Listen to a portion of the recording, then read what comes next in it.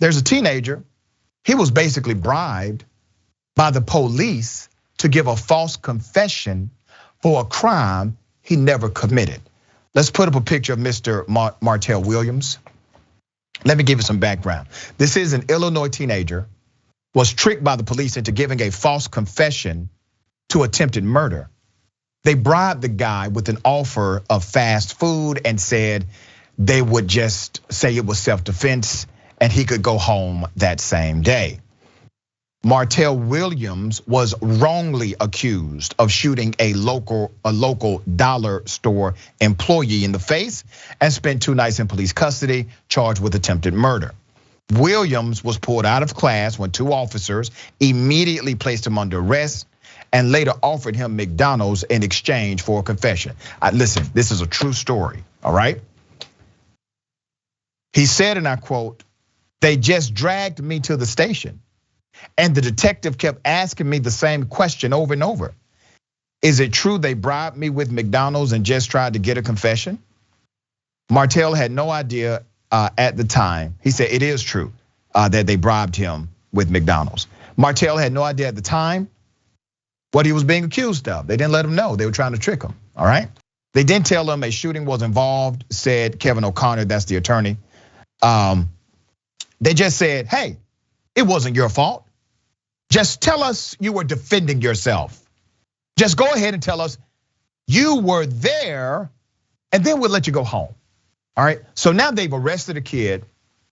They need to establish that the kid was there because they have no evidence or proof that he was. And now they're trying to simply get him to say he was at the scene in order to cover their ass for the arrest they just made. So just tell us you were at the scene. Just tell us you were at the dollar store. Just say you were in the vicinity. Come on, you'll get to go home as soon as you say it, all right? So this is the game they're playing with a child. On the night of the shooting, let's put his picture back up. On the night of the shooting, Martell was playing on his school's basketball team 18 miles away. His family provided a time-stamped photograph from that game, which cleared him. The Waukegan Police Department has still not addressed what happened. They have not issued an apology. The attorney is seeking a public apology. Put up the picture of the chief.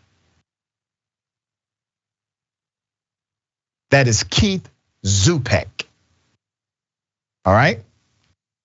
Now, at the end of the day,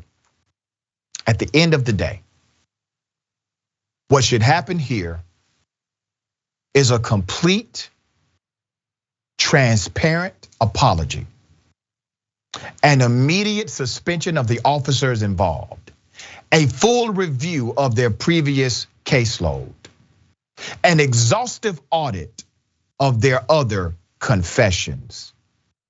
A proper investigation should start. Here's your start.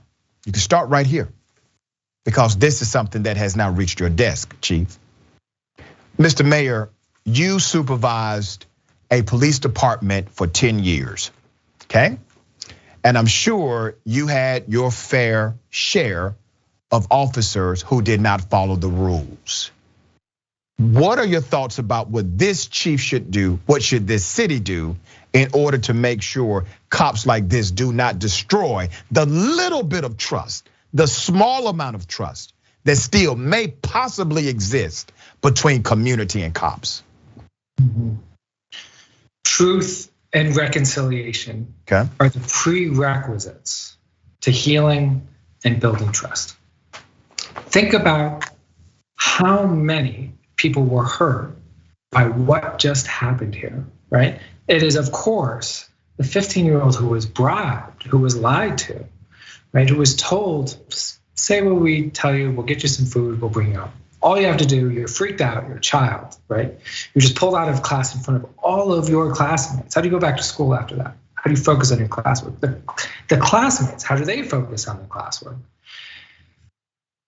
All you want to do is go home. They lie to you. They give you a cheeseburger, they say what we say, we'll let you go back, right? So they're victimized too. Now think of the person who was actually shot, their family, everybody who witnessed it. They're not gonna get justice now because the police were following up the wrong leads, right? Investigating the wrong person, coercing a child, right? How are they ever going to trust the police? Now, think of all of the victims of crime moving forward. I know you've seen it, I've certainly seen it. We had it in Ithaca. Every time somebody was shot or injured, every time somebody was the victim of a crime or stolen, then you see a press release from the police and say, well, we'd solve it, but the victim was uncooperative. Nobody's cooperating with us. And then they put it back on the victim. We've got a problem in our streets. The culture of these kids these days, the snitches get stitches. They don't like to snitch, they don't like to tell. And it's because of that we can't solve any of these crimes. Well, BS. If you come clean and be honest, we had this happen in Ithaca. We had an officer that bungled quite a lot of casework. We could have, the officer wanted us to, the union wanted us to, sweep it under the rug and just say, that's fine, let's not bring it up anymore. But instead, we were very honest. We told the media what happened. We told them what we were gonna do to fix it, how we're gonna go back and look at all the cases, how moving forward, we were gonna fix and address the problem. That's what you have to start with truth and reconciliation, or else you will never get true public safety. Well said.